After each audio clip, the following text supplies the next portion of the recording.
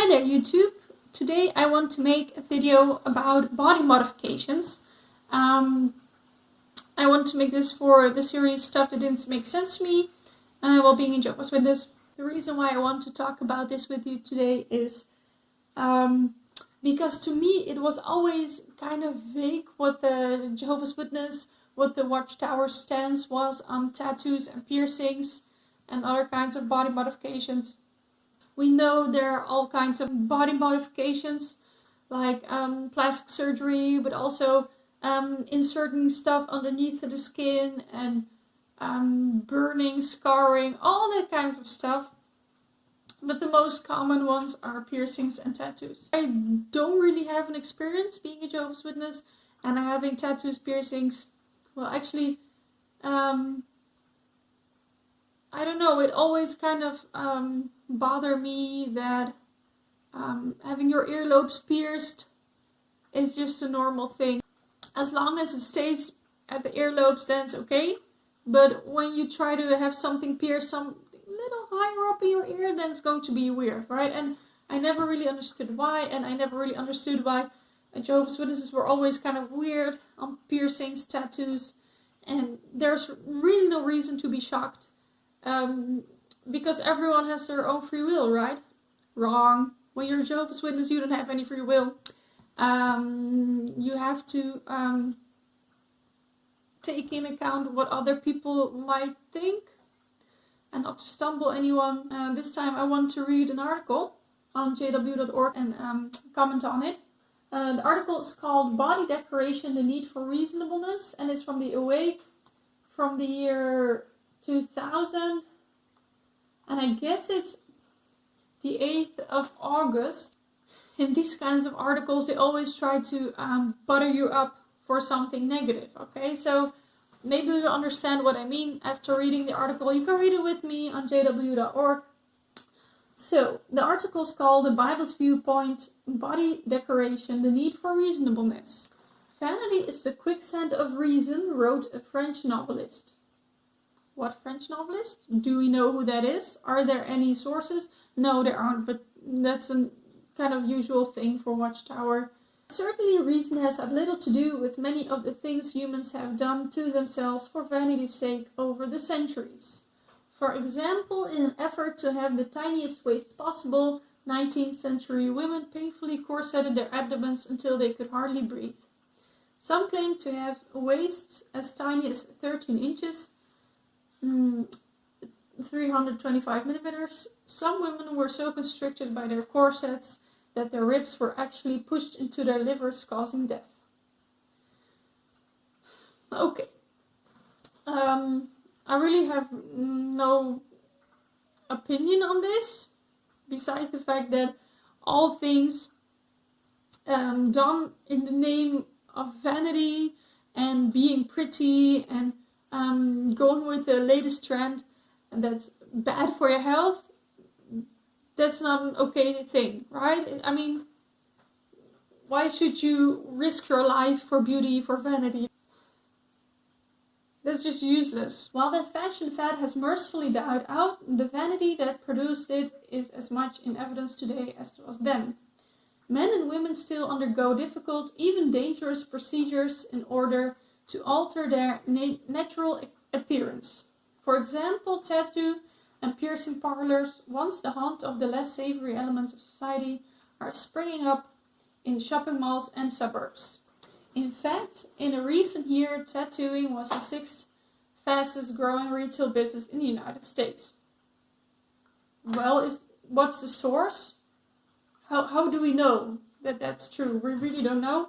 They don't really say what they mean by less savory elements of society, but I think they're talking about certain subcultures, maybe the punk movement, maybe some people that are in gangs, maybe, I don't know, neo-Nazis, skaters, maybe people who went to jail, ex-cons, trailer trash, I don't know, but like people who have tattoos and piercings, according to Watchtower, aren't upstanding citizens.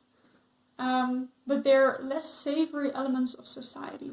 Further on, the article says, more radical forms of body decoration are also gaining ground, especially among young people. Extensive piercing of body parts, including nipples, noses, tongues, and even genitals, is increasingly popular. For a smaller group, such extensive piercing is already too tame. They are trying more radical practices such as branding, cutting, and body sculpting, in which objects are inserted under the skin to produce extravagant holes and ridges. Well, okay, if you say so. And after the word cutting, there is a footnote, and the footnote says, a clear distinction is made between cutting for medical or even aesthetic purposes and the compulsive cutting of or mutilation many young people, especially teenage girls, practice. The latter is often a symptom of serious emotional stress or abuse, which may call for professional help. So, they make a distinction between cutting for medical or even aesthetic purposes. So, for medical purposes, obviously they mean if you undergo an operation of some kind. And aesthetic purposes is like plastic surgery. But Watchtower doesn't disapprove of plastic surgery, obviously, because, I don't know, they make a distinction between tattoos and piercings and aesthetic purposes. Cutting for aesthetic purposes. So, yeah, that's kind of strange.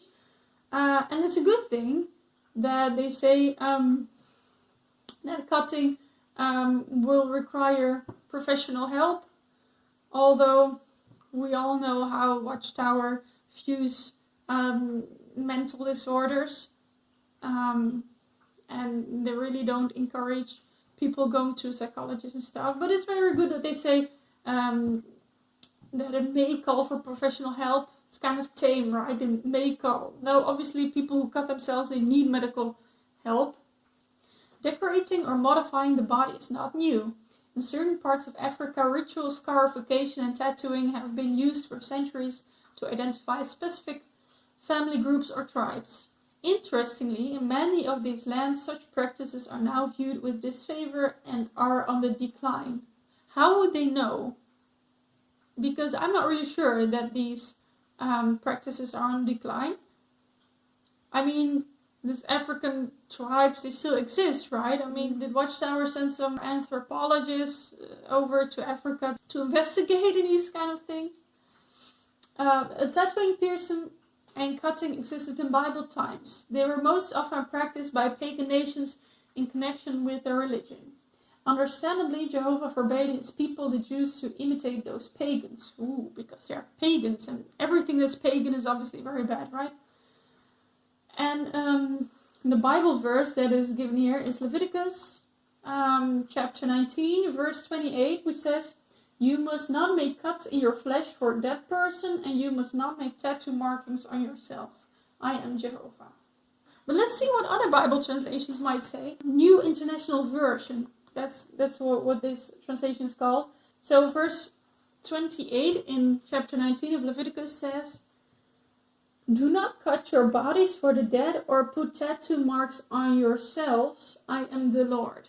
Back in the days, I guess there were some tribes who they made cuts in their flesh when someone died, maybe as an, I don't know, offering of their blood to the gods or their forefathers or something like that. So it was this maybe cultural or religious practice. And these days, I guess in the Western world at least, people don't do that kind of thing. So it doesn't really apply to us. But it is possible to make cuts in your flesh for that person. There's a lot of people who get a tattoo for their deceased loved one. And I think that's kind of a beautiful thing. Maybe a little bit cheesy, but it's a nice way to remember someone who died. Yeah, it's not really this religious ritual or something. It's just more like decorating your body and remembering someone who died, right? So let's see what the article says further on. As God's own special property, the Jews were thus protected from degrading false religious practices. Well, God's own special property. They were supposedly like God's people, And Watchtower fancies themselves as being God's people as well, or at least the governing body does. And it says that degrading false religious practices. Well, who's to decide that that's degrading? I guess the pagans didn't find it degrading. It was like their custom, and it was their culture. And nowadays, like piercings, tattoos, it's not degrading at all. I myself experience having piercings, because I don't have any tattoos, as a form of individuality and having control over your life, over what happens to your body. But as a kid, I don't know, like your parents decide for you what you, I don't know, wear or how you look like. So having a piercing is, for me, it's like an expression of having control over my body, and no one has to decide for me where or when or how I get to have a piercing or tattoo. I had this one done in the summer of 2011 and this one last summer. And my mom was very judgmental, and that made me really, I don't know, I got a little bit triggered because I'm an adult. I'm 29 years old, so if I'm allowed to drive a car, allowed to vote, allowed to have kids, why shouldn't I be allowed to have a piercing? It's nobody's business, right? So let's see what this article says about Christian freedom. Christians are not under the Mosaic law, although it sets out certain principles that were carried over to the Christian congregation. They can thus express themselves within the bounds of propriety when it comes to the type of adornment they choose to wear. However, this freedom is not without limits. Well, of course, because people have to be controlled in one way or another, right? Paul wrote at 1 Corinthians chapter 6, verse 12, "All things are lawful for me, but not all things are advantageous." Paul understood that his freedom as a Christian did not give him license to do whatever he wanted without consideration for others. Love for others influenced his behavior. Keep an eye not in personal interest upon just your own matters, he urged, but also in personal interest upon those of the others. His selfless viewpoint serves as an excellent example to any Christian contemplating some form of body decoration. So this paragraph is all about not to stumble other people and to do everything in consideration for others. And of course, this was written in biblical times long ago. But it's kind of strange to say all things are lawful for me, but not things are advantageous. Well, in this day and age, I mean, a lot of stuff isn't advantageous, really. So if you're going to consider everything and everyone, people should not drive cars because it's not advantageous to the environment, and people can get hurt. It's very expensive. All the kinds of stupid arguments. We shouldn't eat meat because that's not advantageous, not for the animals who die, but also not for the environment, for our carbon footprint. We shouldn't wear clothes because someone has to make these clothes, and a lot of our clothes come from China or other countries where people work in horrible working environments, get underpaid. There's child labor, so maybe we should all walk around naked, right? So it doesn't make any sense. I don't really know the context, but probably this wasn't about piercings and tattoos. So they just took this verse out of context and they applied it on tattoos and piercings, which is a typical Watchtower thing to do, but it doesn't make any sense. Complete nonsense. So then we have Bible principles to consider. One of the mandates for Christians is to preach and teach the good news. A Christian would not want to let anything, including his appearance, distract others from listening to that message. If the message on itself is worth listening to, people would disregard the people who would bring this message, right?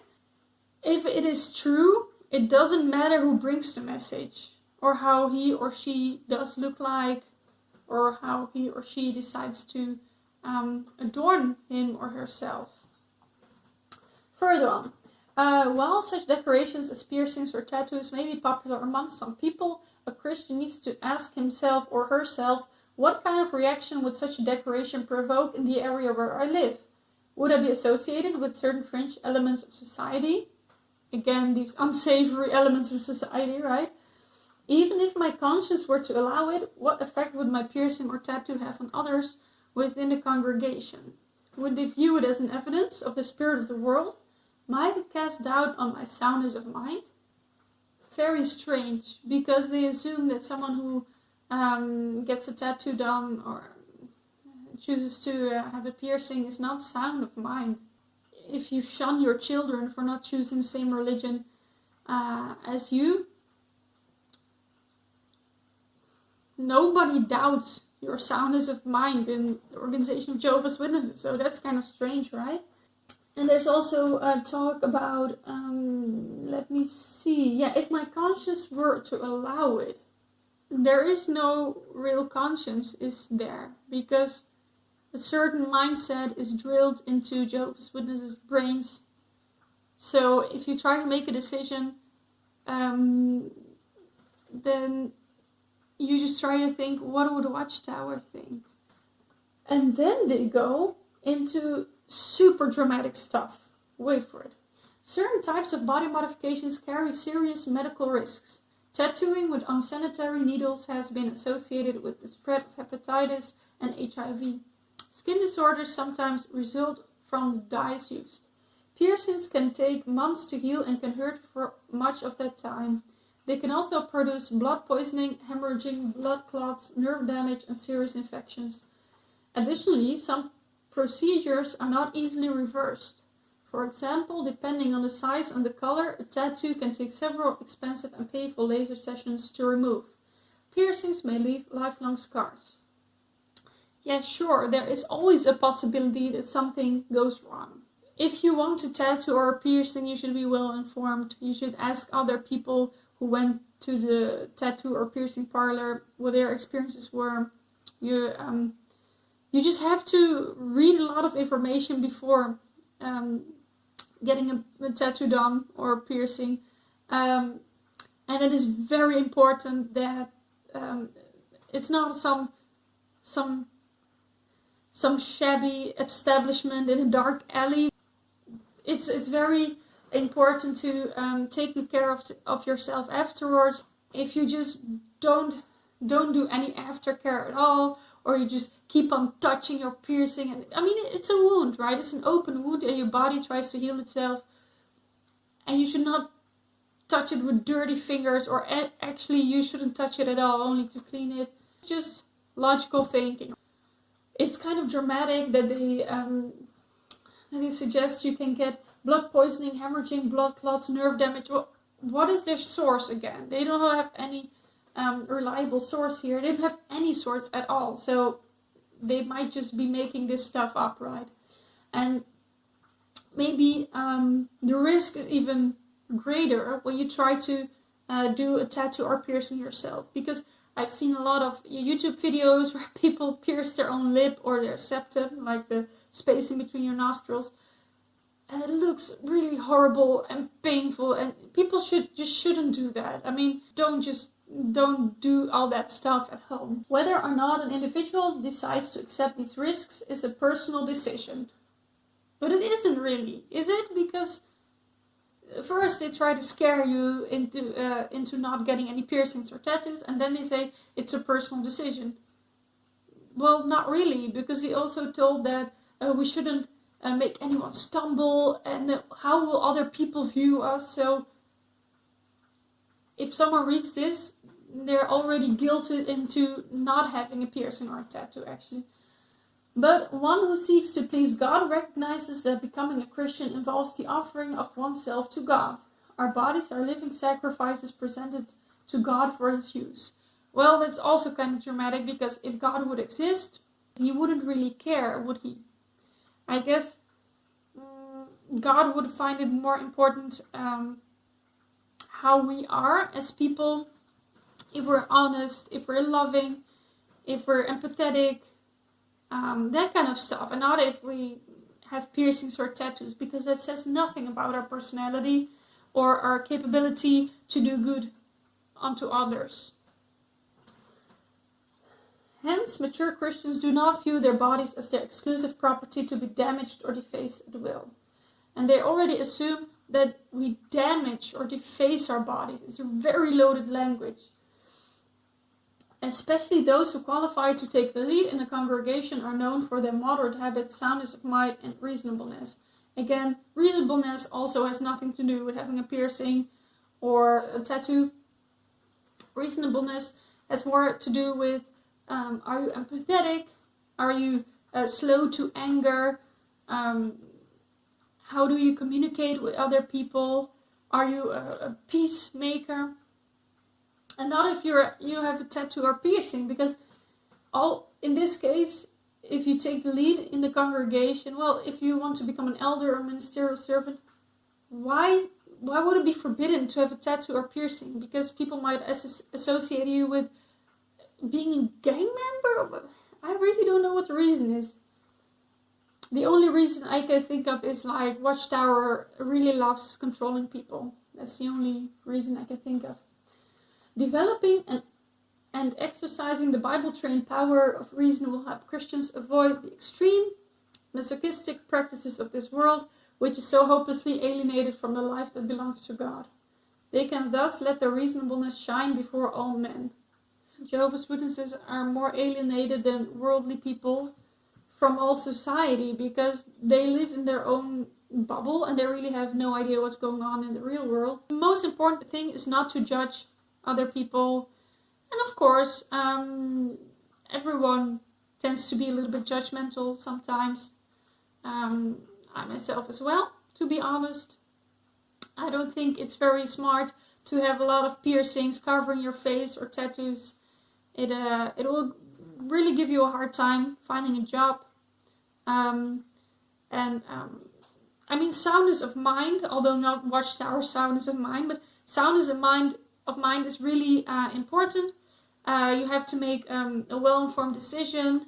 Take good care of yourself, and that's actually the thing I want to advise you all guys. Just stay healthy, take care of your piercings, tattoos, don't make any rash decisions. If you have the idea that the tattoo or piercing parlor is not up to standard, just get the hell out of there. So that's actually everything I have to say on the subject. I hope you enjoyed the video. Let me know if you have some experiences on having tattoos and piercings while being a Jehovah's Witness. If you're out and have tattoos and piercings now, tell me about it. Maybe you had a secret tattoo or piercing while being a Jehovah's Witness. And let me know in the comments. I love to read about it. So for now, I wish you all a great day, and I see you next time in my next video. Bye bye.